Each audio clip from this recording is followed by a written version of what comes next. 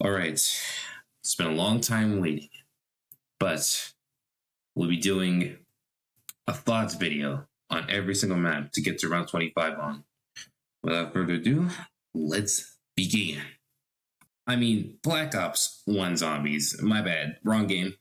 But, they're Toten. So, what are my thoughts on this map? How is it? Is it hard? Is it easy? Is it hard? Like, what are the interesting gimmicks about Kino? To be fair, it's just like Durice, if I'm gonna be honest with you. Like, it's just like Durice, but it's a little bit easier. It's not really hard to get on to around 25 to around 30 on this map. It's not really all that difficult at all. It's definitely, I gotta say, it's definitely the easiest map of all time when it comes to Black Ops 1 standards.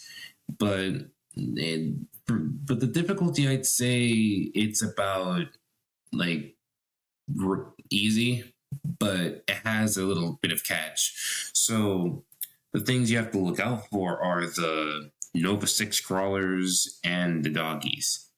I have to say doggies. I just like to use a shotgun and just take them down, all that. But the Nova crawlers, they're kind of annoying. They can kind of trap you in the corner if you're not ready. If you're not ready to see them, if you don't see them, and they're right there.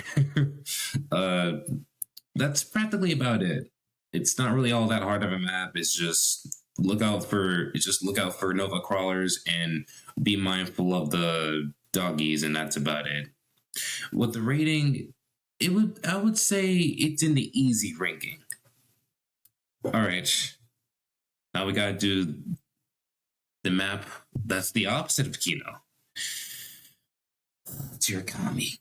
All right, coming up next, the very second map of Black Ops 1. After you beat the campaign, you unlock this map called 5.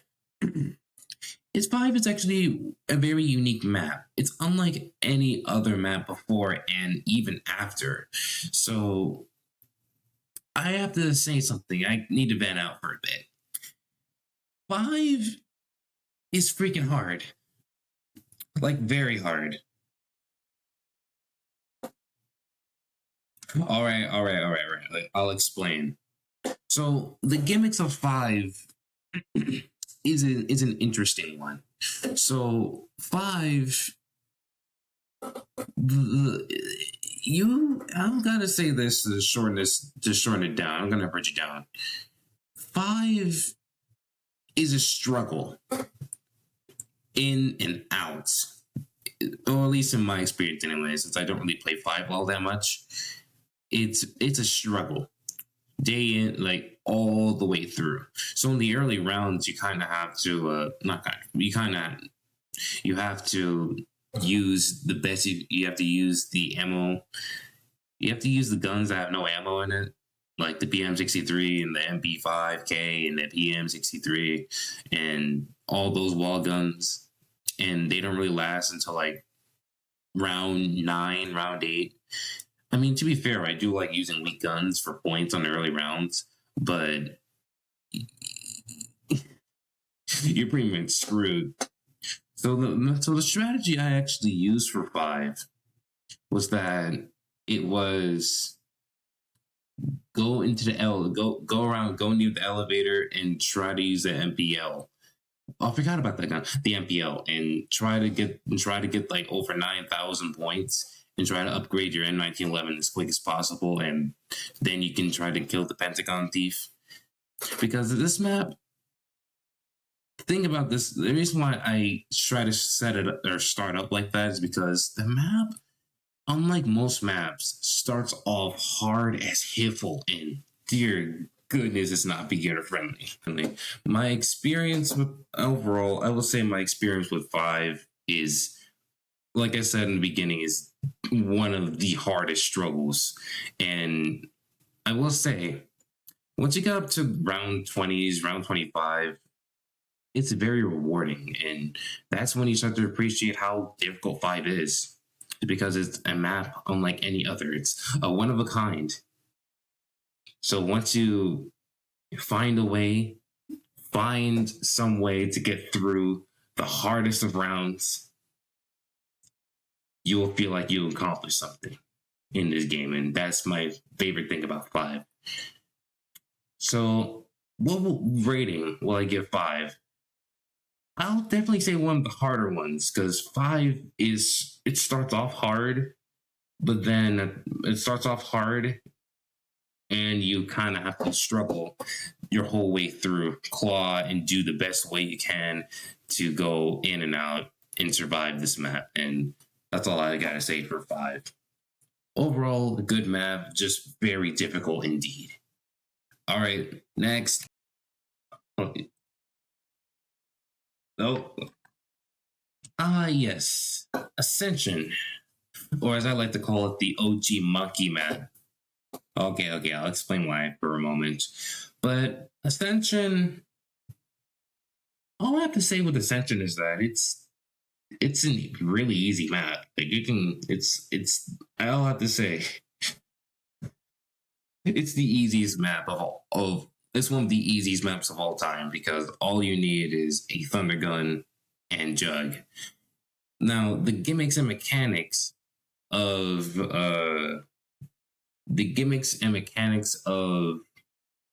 Ascension is that there's not really all that much. There's a lot of space for you to train on.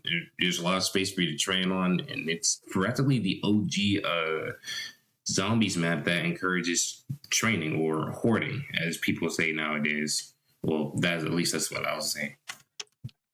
The most difficult part of Ascension are the monkeys, and these monkeys. You better get ready. If you have more than one perk, get prepared for these guys to literally do something to those perks, bro. Because dear goodness, it's frustrating. It's frustrating. It's very, very frustrating and infuriating to see these monkeys just steal your perks in the monkey rounds. And dear goodness, they're very difficult to kill. And once you get onto the high rounds, like round 25, well, not really. It's more of middle rounds. But once you really get to the middle rounds, these guys start to get more difficult to kill, and that's when you have to use the thunder gun to two-shot them. Yes, two-shot monkey. I still don't understand why they do this, but yeah. All I have to say about Ascension is that it's really easy to train on, so getting into high rounds is actually kind of easy compared to all the other maps of Black Ops 1. I would say the easiest map of Black Ops 1. Because look at the space I'm hoarding in. Like, it's not even a joke. You can literally get to like round 30, with just a jug, a ray gun, or a thunder gun, and just have a good time. That's about it. All right, now let's do the opposite of Ascension. I think. Yes.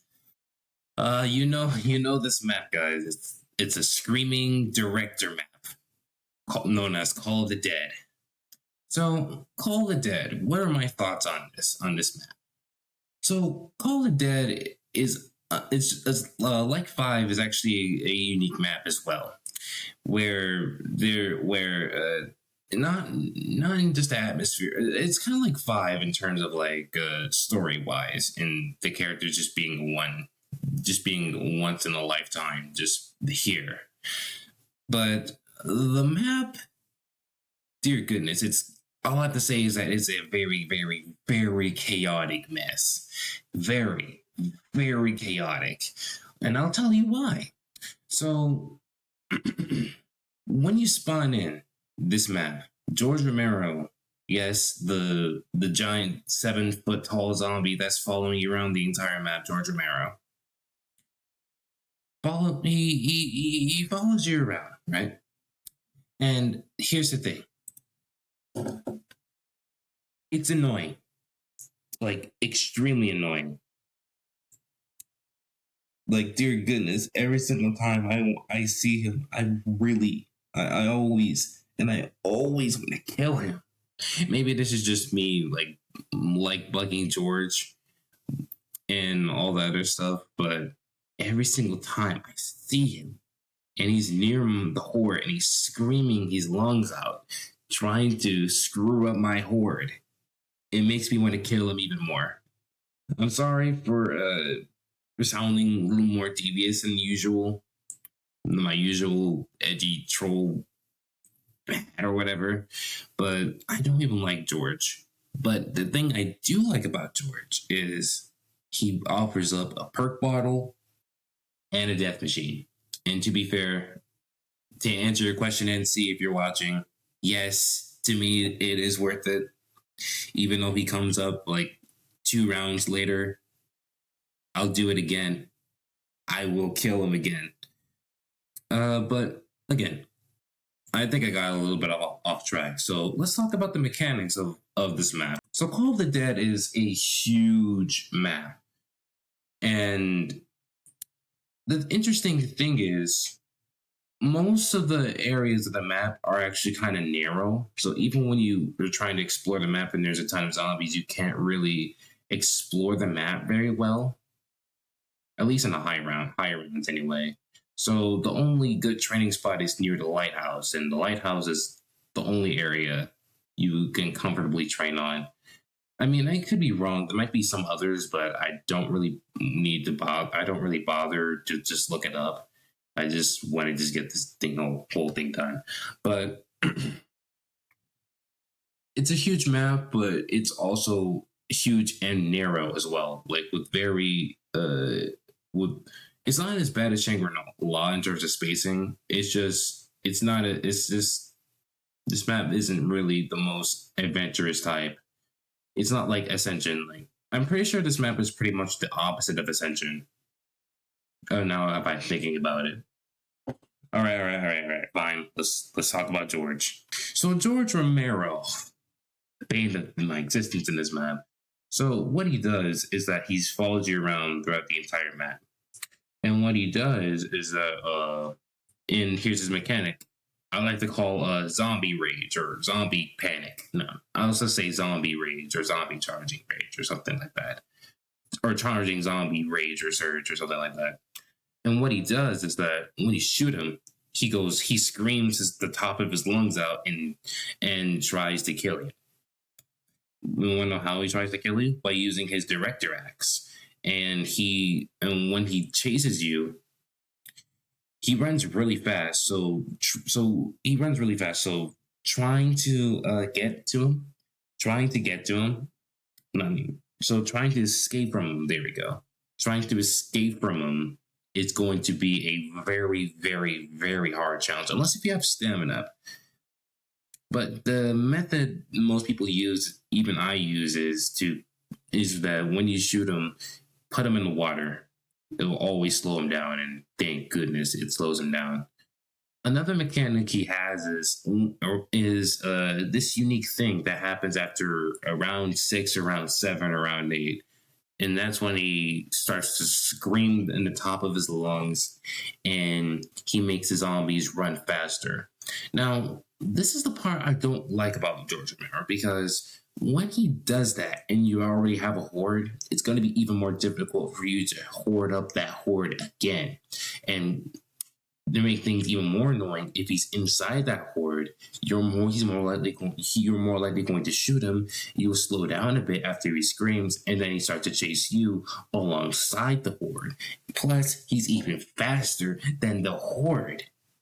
So you see why I'm so annoyed of George?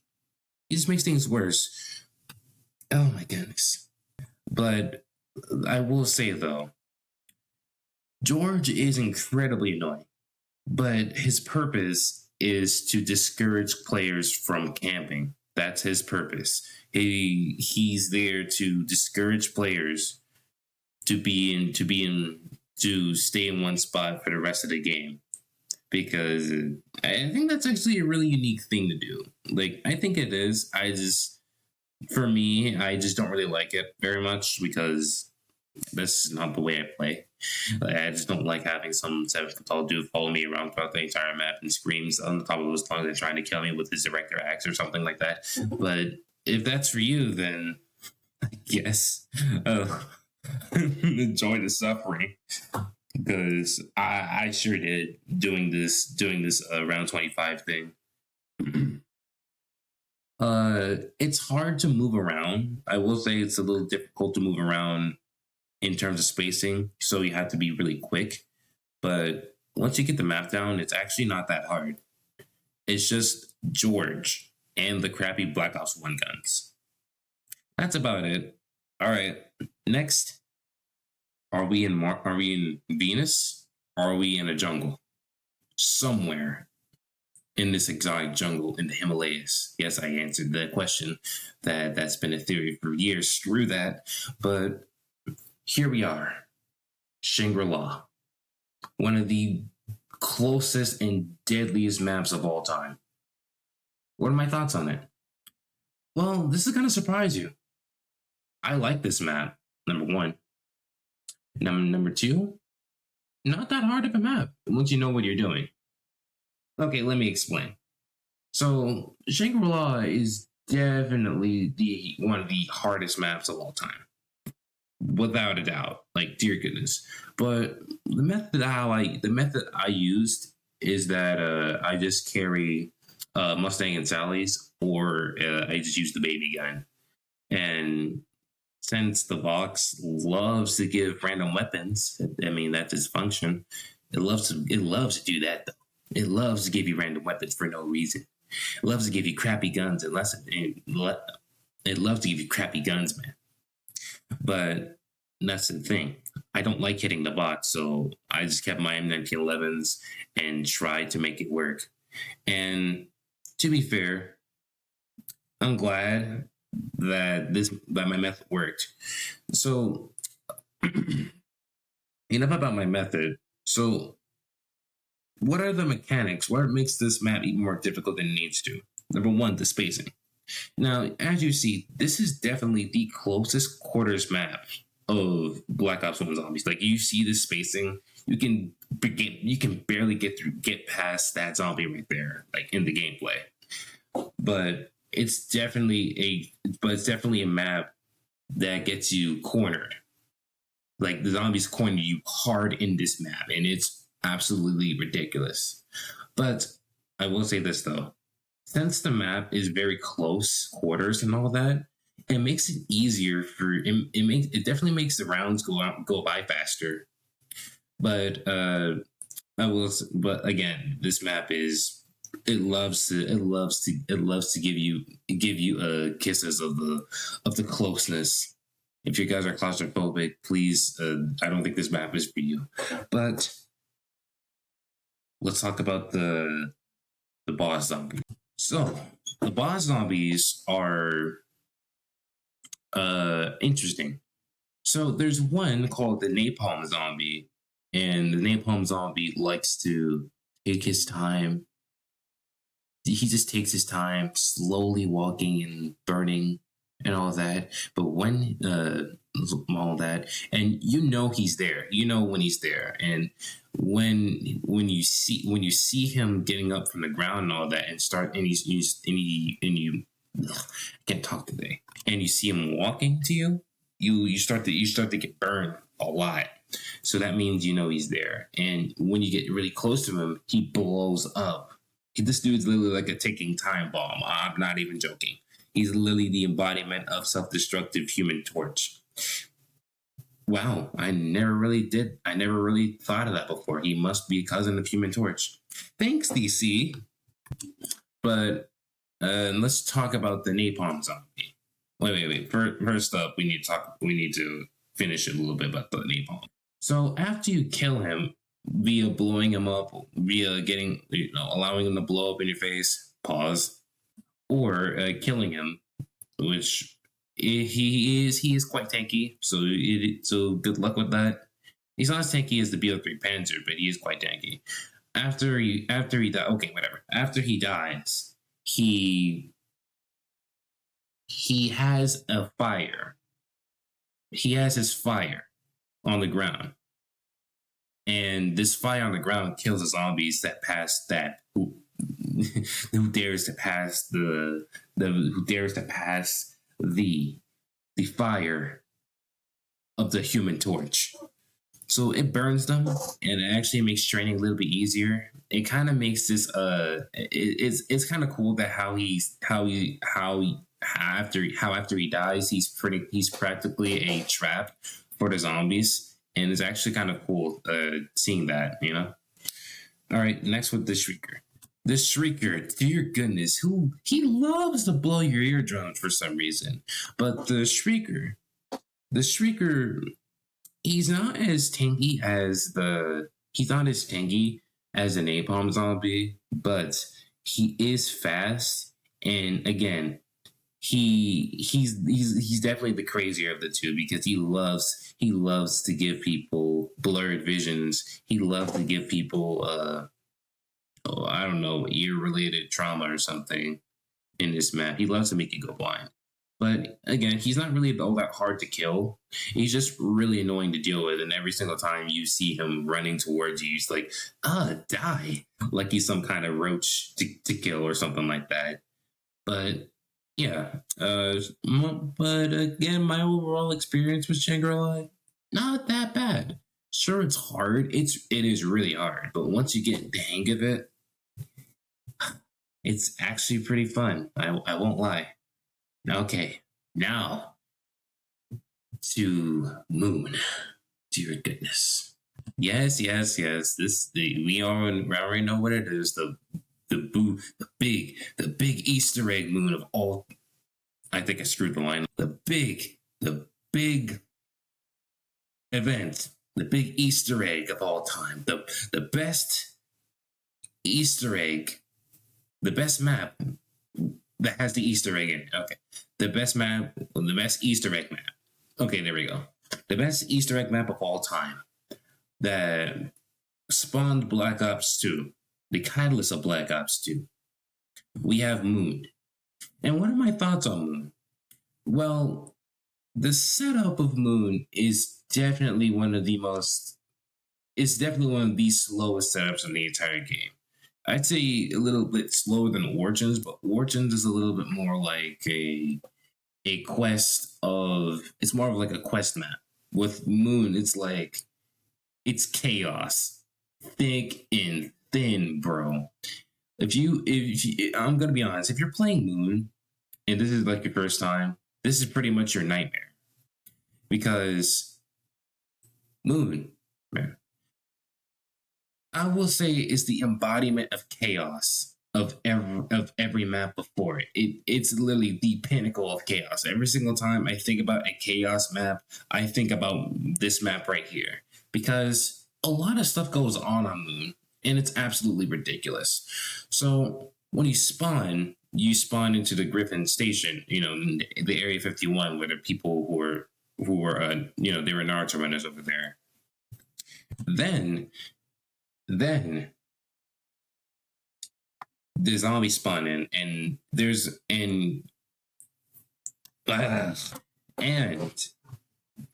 when you look at the perk, it alternates between Jug and Speakle. So if Jug doesn't spawn in, it's like, well, I have to go like my first 10 to 8 my 8 to 10 rounds to survive without Jug, and good luck with that, my dude. Especially if you have no power on and all that stuff. But when you have Jug, when Jug spawns in, it's like, okay, I need to get as much points as possible, or at least get enough points so I can buy Jug, and you know, I can just go to the Moon invincible. I don't need to worry about getting double tapped to death, you know. And I like that feature. It's just a little chaotic. Like I said, Moon is the embodiment of chaos and all that other stuff. Now, my thoughts on Moon has a very, very, very lengthy setup. And in my opinion, I don't really like the setup because unlike Origins, where you're slowly growing stronger and stronger. Well, that's actually every single map. Moon is like, the higher rounds you go, the more chaotic it gets. And again, I am sorry for saying chaos. It's just that Moon, it goes. I mean, to be fair, it's not really that much going on. It's just how it makes you feel, kind of thing. And Moon is like it has a lot going on. So first you spawn in. Okay, I think I need to explain the story. So you spawn in from Griffin Station, hoping to get Jug or not. You know, dealing with dogs and just trying to see if you can get that perk or not. If not, then I have to do it again after I'm set up with wall guns and box guns and all the other stuff. Then I have to deal with whatever BS is going on. So what do I mean by BS? I mean the Cosmonaut, bro. I hate this guy. Like I remember trying to get footage from this, and he screws it up a lot, man. So what the Cosmonaut does, he's practically what his functionality is that he practically is like George Romero, but worse. Because George Romero, when you kill him, he gives you a reward for killing him. This guy gives you nothing. He just takes your ammo away. He just absorbs your bullets like a sponge and just blows up and goes away without any perk, without any drop. And honestly, it's infuriating. And when you and this is the worst. I need to get right.